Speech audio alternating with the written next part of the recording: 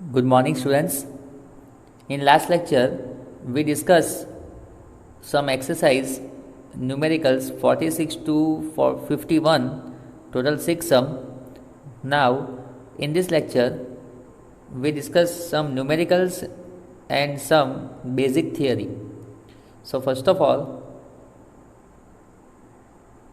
we discuss about the question number 53, exercise 53. Okay, so ejection of the photoelectron from the silver metal in the photoelectric effect experiment can be stopped by applying the voltage. Applying the voltage means here kinetic energy is given 0.35 electron volt. Kinetic energy given, radiation in nanometers, so lambda is given 256.7 nanometer. So nanometer is converted into meter, 10 raised to minus 9 meter, and 2.567 into 10 raised to minus 7. બરાબર, 3 step આપણે left side જઈએ તો 10 raised to minus 2 step આપણે left side જઈએ તો 10 raised to minus 7 metre થઈ જાય 9નું. બરાબર. Calculate the work function. Vote is the meaning of work function? Minimum energy required to remove electrons. Okay, મેં તમને ફિગરથી સમજાવેલું હતું એક ક્વેશ્ચન્સમાં પણ કે ઇલેક્ટ્રોનને ઇજેક્ટ થવા માટે જે એનર્જી જોઈએ તેને કહેવાય વર્ક ફંક્શન. એટલે એન્ડ અને કેવી રીતે ઇન્ડિકેટ પણ થાય E0 E0 is equal two HV0. તો આપણે અહીંયા કઈ વસ્તુ ફાઇન્ડ આઉટ કરવાની છે? આપણી પાસે કાઇનેટિક એનર્જી છે, આપણે એનર્જી ફાઇન્ડ આઉટ કરી નાખીએ. So E is equal to HC by lambda. H 6.626 into 10 raised to minus 34, C 3 into 10 raised to 8, and lambda that means 2.56 into 10 raised to minus 7. બધા data given જ છે. Meter and meter cancel.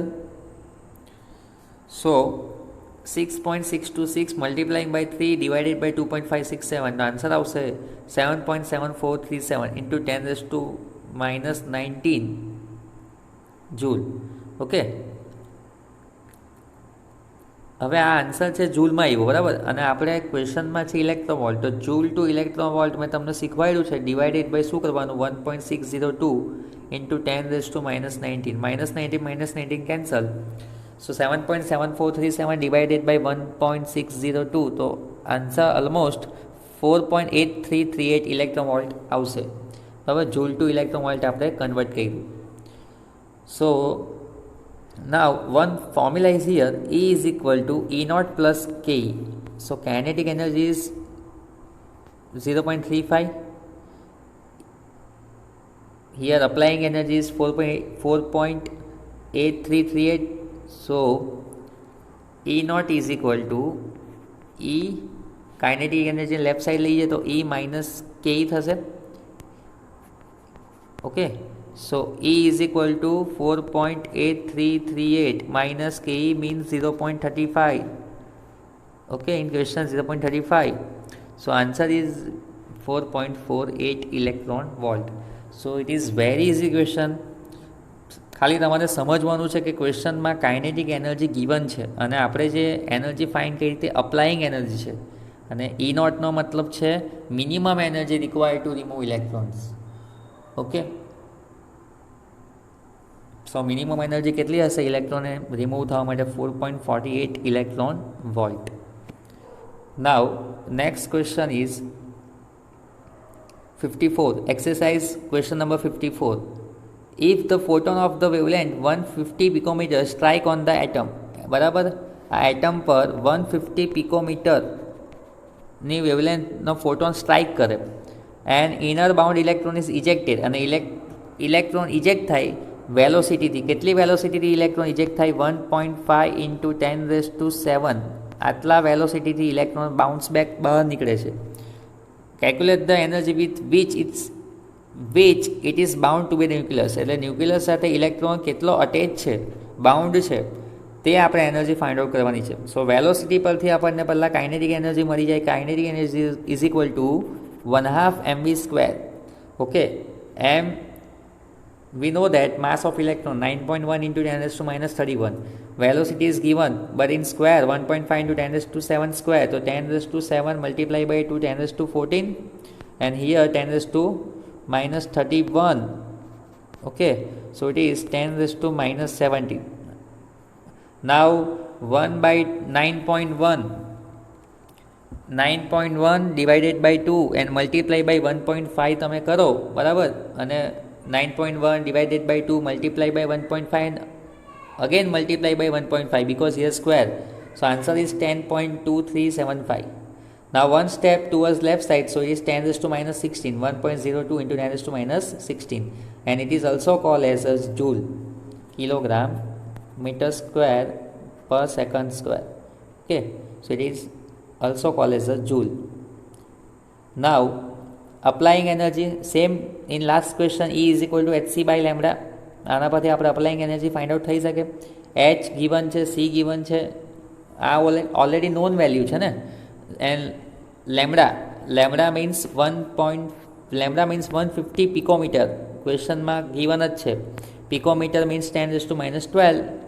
Okay, તો આનું calculation તમે કરો 6.626 multiply by 3 divided by 150. તો આપણે કરી નાખીએ 6.626 multiplying by 3 and divided by 150.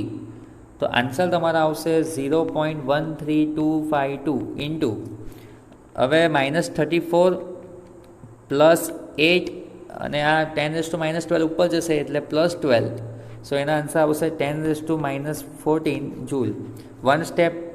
Two step move કરી દઈએ, 13.252 into 10 raise to minus 16 joule. That is applying energy. હવે લાસ્ટ ક્વેશ્ચનમાં મેં તમને બતાવ્યું તે રીતે ફોર્મ્યુલા અપ્લાય કરી. E is equal to E naught plus K. E is equal to E naught plus K. Applying energy આપણી પાસે છે, કાઇનેટિક એનર્જી આપણી પાસે છે, તો E નોટ મળી જાય. E naught is equal to E minus K. So E is 13.252 into 10 raised to minus 16, and here kinetic energy is also in 10 raised to minus 16. So 10 raised to minus 16 common. So 13.252 minus 1.02, that is 12.228. And આ answer જૂલમાં આવ્યો, તો જૂલમાંથી electron વોલ્ટમાં convert કરવું હોય તો divided by 1.602 into 10 raise to minus 19. So answer converted into electron volt. Okay, here 12.228 into 10 raised to minus 16 and divided, here symbol of division. So 1.602 into 10 raised to minus 19, minus 19 ઉપર જશે plus 19 થશે. So 10 raised to minus 16 plus 19. So answer in 10 raised to 3. Okay, so it is very easy question. So હવે આપણે થોડી ઘણી theory જોઈ લઈએ. Explain emission and absorption spectra. So what is the meaning of absorption spectra? The electromagnetic radiations when applied an object, it interact with object. So here the object, suppose this is object, and when electromagnetic radiation falls on this object or strike on this object, that means interact with object, then atoms, molecules or ions that have absorbed radiations, બરાબર, are said to be excited.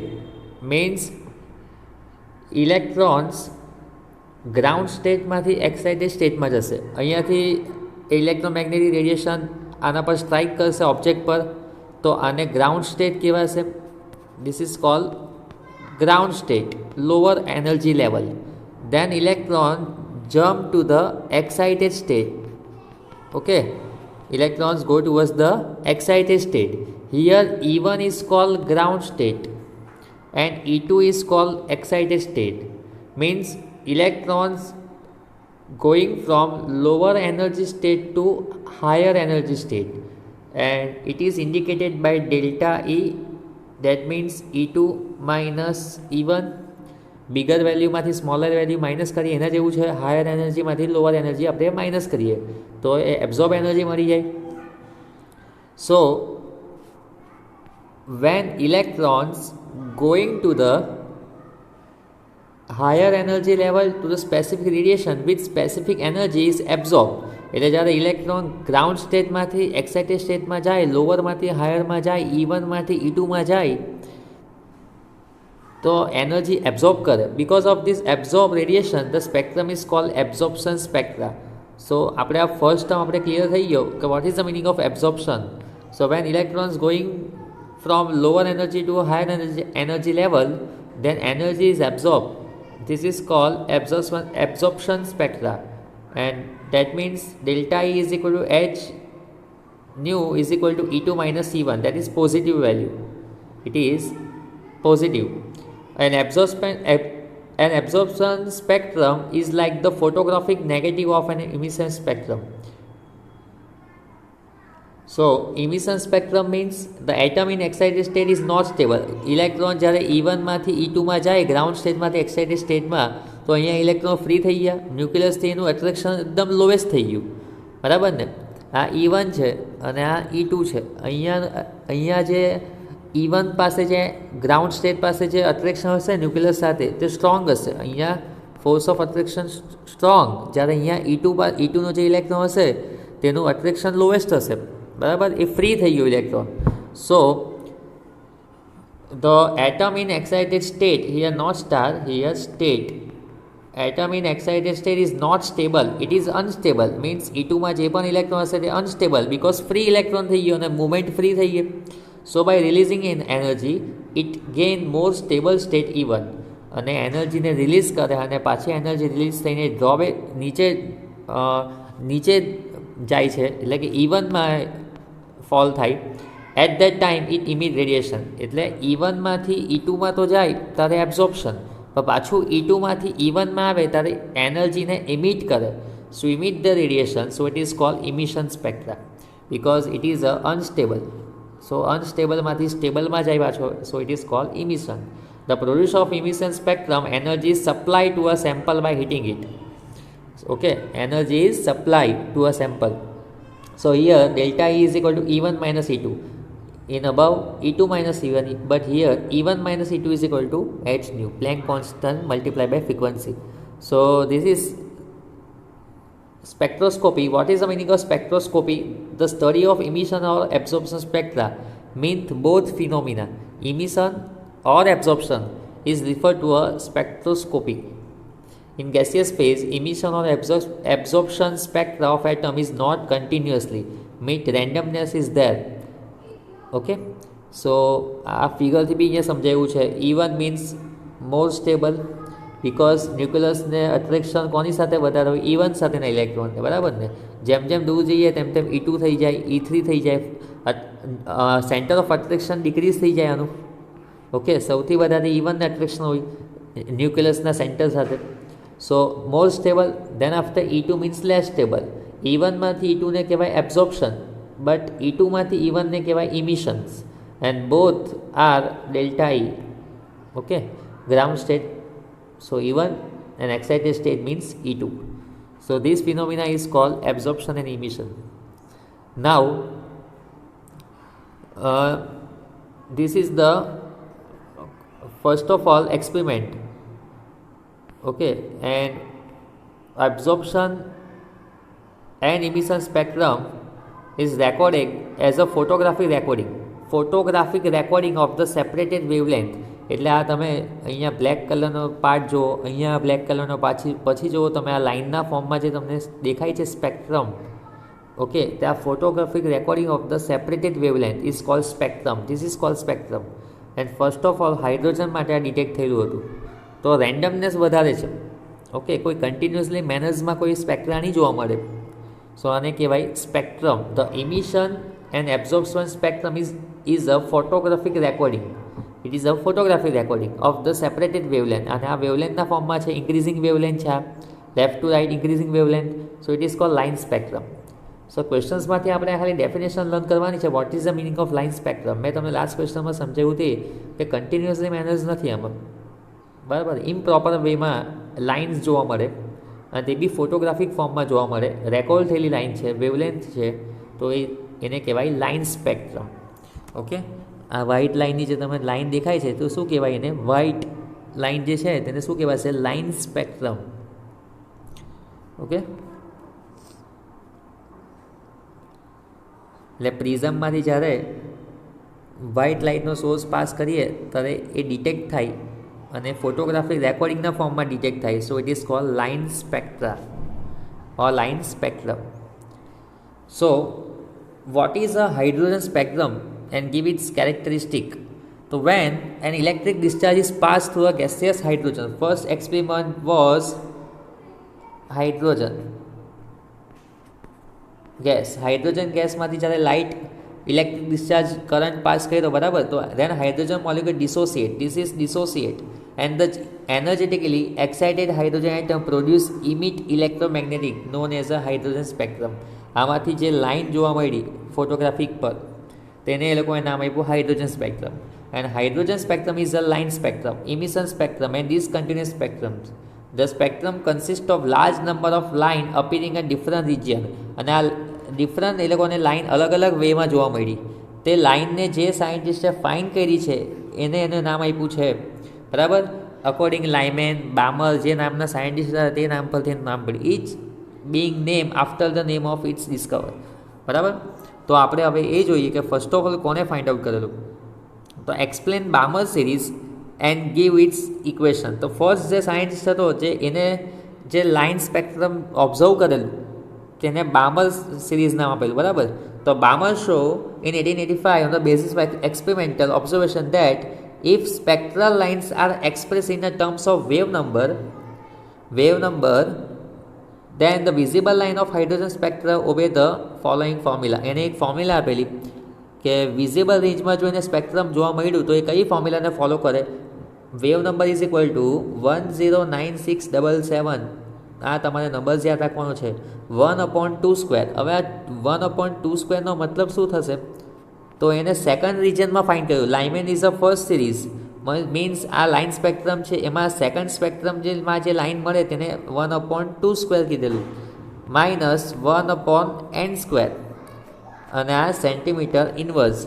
Here vote is the meaning of this and એનું successive number હોય તો suppose અહીંયા આપણે second સિરીઝમાં number મળે તો second series પછી સક્સેસિવ નંબર કયો રહેશે 3 4 5. Okay, 3 4 5 6 continuously. સપોઝ અહીંયા તે 1/3² 3 સિરીઝમાં હતો તો આના પછી સક્સેસિવ નંબર કયો હશે 4. ઓકે, એટલે અહીંયા આપણે નંબર્સ કયો મૂકીએ n². So here n is equal to 3 4 5. It is Balmer equations and the series of line described by this formula are called Balmer series. So Balmer series ની formula છે આ. The Balmer series of lines are the only lines in hydrogen spectrum which appear in visible region.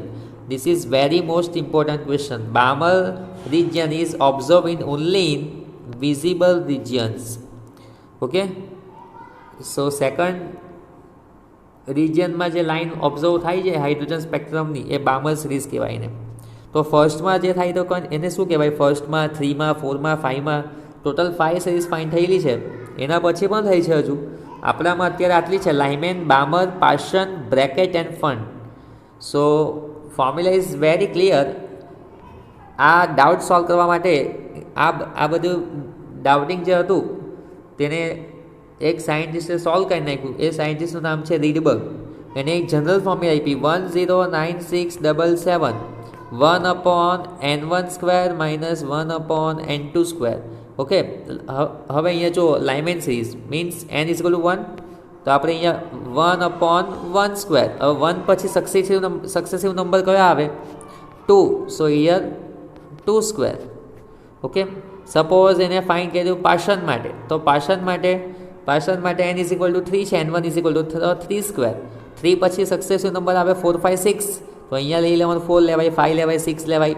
Okay, so it is common formula is wave number is equal to 109677 1/n1² minus 1/n2² centimeter inverse, and here n1 is equal to integer number 1 2 3.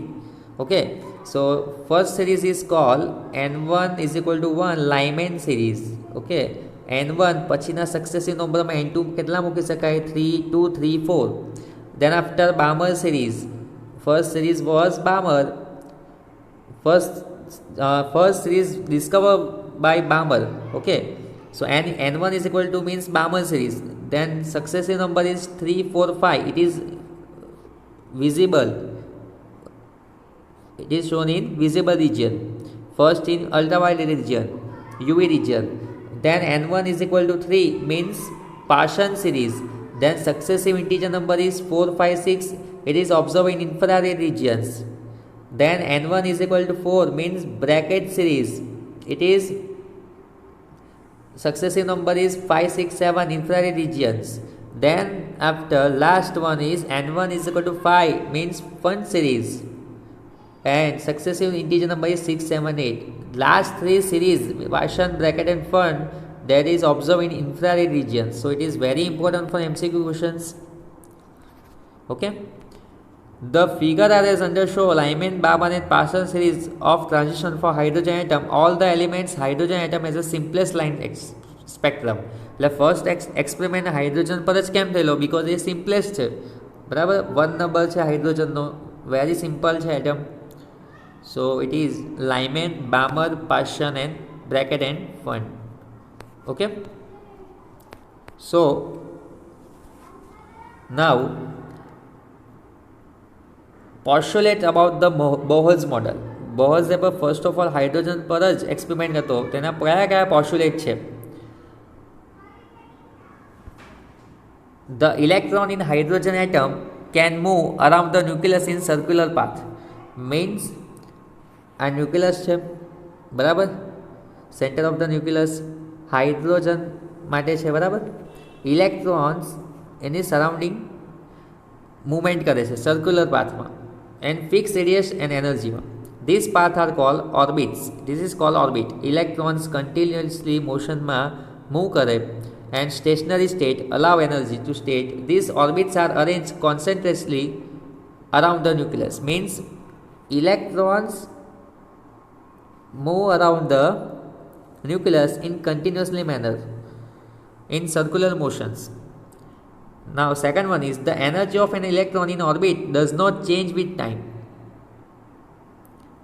The energy of electron in orbit does not change with time. However, the electron will move from a lower state to higher energy state when required amount of energy is absorbed. Okay, electron will move from lower state to higher state. Means center of the nucleus electron first state mass and n1 kevanu, n1 n is equal to 1. Then after n is equal to 2. Then after n is equal to 3. બરાબર. lower to higher, આ lower energy level છે. Then after higher energy level. Then after further higher energy level. So lower state to higher state when required amount of energy is absorbed by electron or energy is emitted when electron move from higher state. The energy change does not take place in continuously manner. Means n1 to n2, n2 to n3 A continuously manner માં નથી થતું. Okay, the frequency of radiation absorbed or emitted when transition occur between two stationary state. Transition occur between means n1 અને n1 is equal to 1 અને n2 n, okay, n is equal to 1 and n is equal to 2. આ બે એને stationary state બી કહેવાય. Suppose n is equal to 2 અને 3 લઈએ તો બી એને સ્ટેશનરી કહેવાય. Stationary means fix. આ બે વચ્ચે જો ટ્રાન્ઝિશન થાય એટલે કે suppose n is equal to 1 માંથી ઇલેક્ટ્રોન n is equal to 2 માં જમ્પ મારે તો એનર્જી એબ્ઝોર્બ ઓર ઇમિટેડ થાય, બરાબર ને. Transition occurs between two stationary state અને આ ટ્રાન્ઝિશન થાય તેને કયા ફોર્મમાં બતાવાય? E is equal to H nu. That means delta E is equal to E2 minus E1. અને ફ્રીક્વન્સીનો આપણને રિલેશન ખબર જ છે. Okay, E is equal to H nu. Energy relation between energy and frequency. So here E1 and E2 are called energy, lower energy and higher energy. આપણને ખબર જ છે E1 માંથી E2 માં જાય એને શું કહેવાય? lower to higher. This is called lower and this is called higher energy level. Okay, center of the nucleus n is equal to 1 તેને સ્ટેશનરી સ્ટેટ કહેવાય. અહીંયા ઇલેક્ટ્રોન અત્યારે કન્ટિન્યુઅસલી મોશનમાં છે. દેન આફ્ટર ઇલેક્ટ્રોન બીજા સ્ટેશનરી સ્ટેટમાં આવે n is equal to 2. Electron one સ્ટેટમાંથી અનધર સ્ટેટમાં જાય તો એબ્ઝોર્પ્શન થશે, બરાબર. એનર્જી વધારે થશે એની. E1 વાળાની એનર્જી ઓલવેઝ લોએસ્ટ હોય. E1ની એનર્જી કેવી હોય? લોએસ્ટ. એના આફ્ટર E2 હોય તો એની એનર્જી E1 કરતાં થોડી વધારે હોય, બરાબર ને.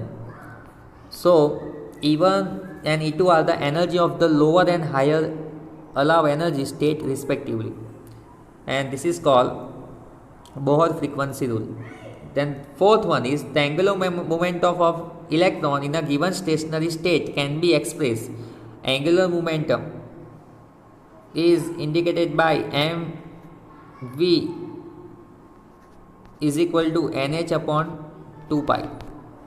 mvr is equal to nh upon 2 pi means integer number હોવો જોઈએ, ફિક્સ integer number, not 1.5 2.5 3.5 આ નંબર્સ નહીં ચાલે. ઓનલી કેવા નંબર્સ જોઈએ? 1 2 3 એવા numbers. So electron can move only in those orbit for which its angular moment is integer multiple of h upon 2 pi. That is why only certain fixed orbits are allowed. So n is equal to 1, n is equal to 2, n is equal to 3 આ બધા stationary state માટે જ આ rules follow થાય કાં તો અલાઉ થાય. Okay, સો બોહર્સના 4 very simple rules છે. ઇલેક્ટ્રોન્સ કન્ટિન્યુઅસલી સ્ટેશનરી સ્ટેટમાં જ મૂવ કરતો હોવો જોઈએ, સર્ક્યુલર પાથમાં જ મૂવ કરે. ઓકે, દેન આફ્ટર મેં શું કીધું? ઇલેક્ટ્રોન E1માંથી E2માં જાય તો E1 વાળાની એનર્જી લોએસ્ટ હોય. કોના કરતાં લોએસ્ટ? E2 કરતાં. દેન આફ્ટર E2 કરતાં કોની વધારે હોય? E3ની વધારે. વન સ્ટેટમાંથી સેકન્ડ સ્ટેટમાં જાય તો ઇલેક્ટ્રોનનું ઇમિશન થાય, એબ્ઝોર્પ્શન્સ થાય. અને લાસ્ટ રૂલ્સ મેં કયો કીધો? Always electron can move only in those orbit which it is angular momentum in a integer multiple, means always n is always in integer number, nh upon 2 pi. That is angular momentum equations. mvr is equal to nh upon 2 pi. So in this lecture we discuss about the hydrogen spectrum and first theory, that is postulates about the Bohr's model. This is very important question for 2 or 3 marks question. So if you have any query in this lecture, then you can message me or call me. Okay, thank you.